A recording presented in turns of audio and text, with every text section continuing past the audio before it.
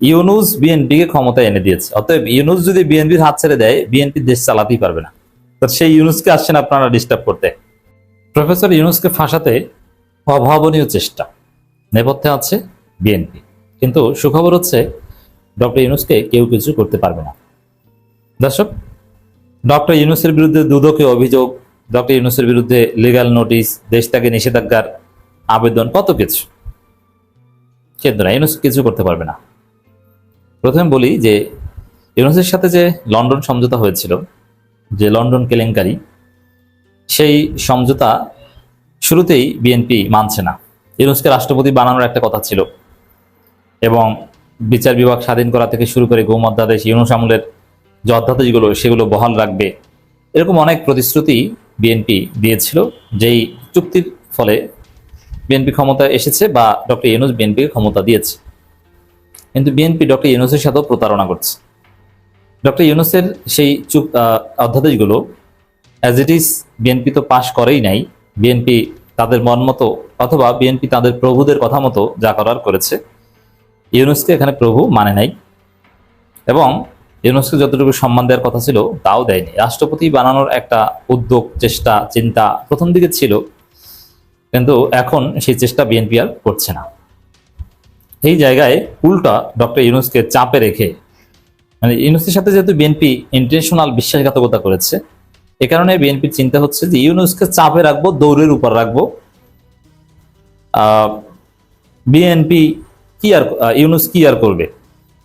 ইউনূস যখন দেখবে যে আরে আমার তো জেলে যাওয়ার অবস্থা, তখন লন্ডনে কি সমঝোতা হয়েছিল ওগুলোতে ইউনূস মনে আনারই সাহস পাবেন না, ওটাকে মনে করবেন একটা দুঃস্বপ্ন, বিলাসিতা।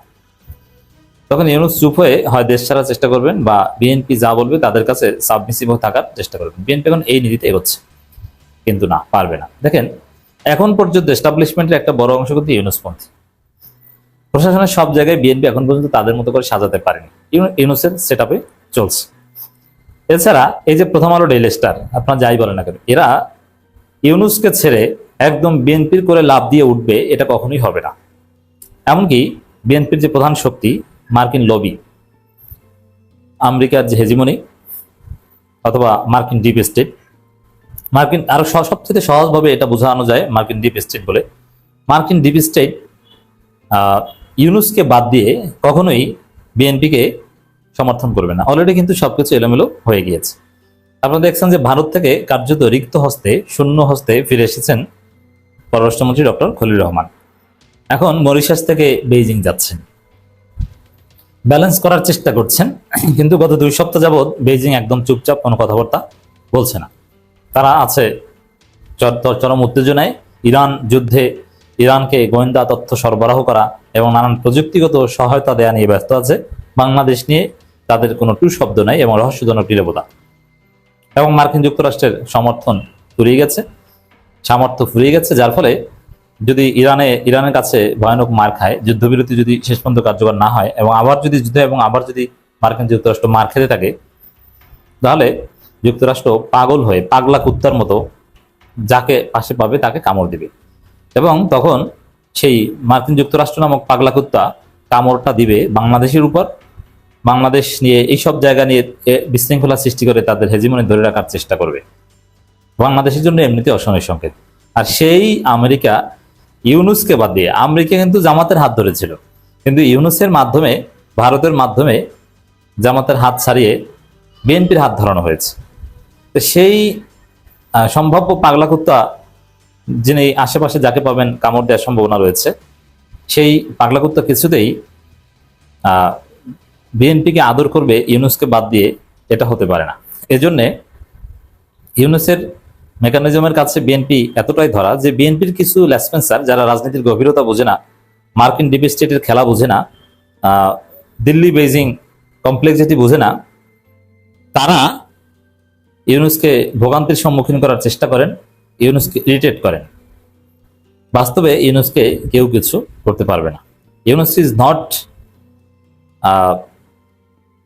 ইয়াজউদ্দিন, অথবা ইউনূস ইজ নট ফখরুদ্দিন মঈনুদ্দিন, এটা 111 নয়। ইউনূস দেশে আছে, দেশে থাকবেন প্রয়োজনে, কিন্তু কেউ কিছু করতে পারবে না। ফাঁসানোর চেষ্টা আওয়ামীপন্থী বিএনপিরা করছে, এবং বিএনপির ওই যে মূর্খ অংশ, যারা ডিপ স্টেটের হিসাব নিকাশ বোঝে না, তারা এটা করছে।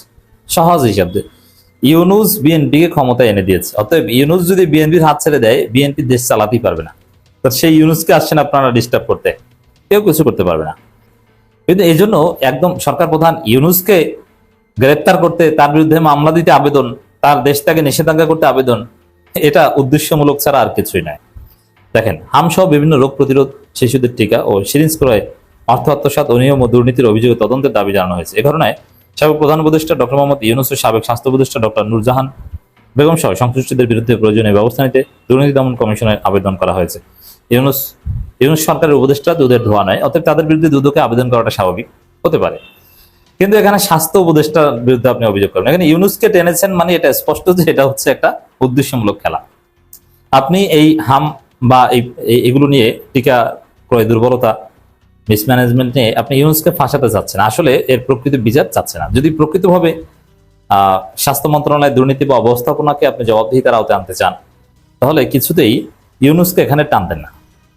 ইউনূসের স্ট্রেংথ আশা করি আপনাদের বোঝাতে পেরেছি, যে পুরো বিএনপি সরকার, তারেক সরকার ইউনূসের কাছে এখনো ধরা। এই যে বিএনপি সরকারের পররাষ্ট্রমন্ত্রী ইউনূসের মন্ত্রী, ইউনূসের সবচেয়ে বিশ্বস্ত লোকদের মধ্যে একজন। তাহলে বুঝেন যে ইউনূসের কতটা প্রভাব এই বিএনপি সরকারের উপর আছে, এবং বিএনপির অস্তিত্ব নির্ভর করে ইউনূসের সমর্থনের উপর, ইউনূসের অস্তিত্বের উপর।